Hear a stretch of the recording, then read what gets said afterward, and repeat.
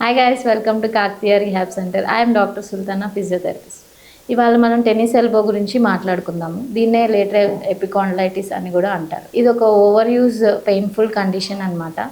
ఎప్పుడైతే మన wrist forearm రిపీటెడ్గా మూమెంట్స్ చేసినప్పుడు రిస్ట్ ఎక్స్టెన్సర్ మజిల్ టెండన్ అనేది ఇన్ఫ్లమేట్ అయ్యి అవుటర్ సైడ్ ఆఫ్ ద ఎల్బోలో పెయిన్ అనేది స్టార్ట్ అవుతుంది.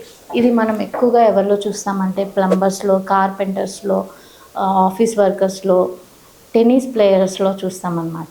సిమ్టమ్స్కి వచ్చేసరికి pain tenderness at the outer side of the elbow, ఇంకా ఈ పెయిన్ అనేది ఫోరామ్ వరకు రేడియేట్ అవ్వటం, ఏమన్నా బాటిల్, ఏమన్నా కప్ హ్యాండ్ షేకింగ్ చేసినప్పుడు ఈ పెయిన్ అనేది ఇంక్రీజ్ అవ్వడం, గ్రిప్ అనేది తగ్గిపోవడం. మేనేజ్మెంట్కి వచ్చేసరికి టెన్నిస్ ఎల్బోకి ఇనిషియల్ డేస్లో resting, ice application, tennis elbow brace వాడాలి. ఫిజియోథెరపీలో మోడాలిటీస్ ఉన్నాయి మనకి. టెన్స్, ఐఎఫ్టి, అల్ట్రాసౌండ్ థెరపీ చేయించుకోవాలి.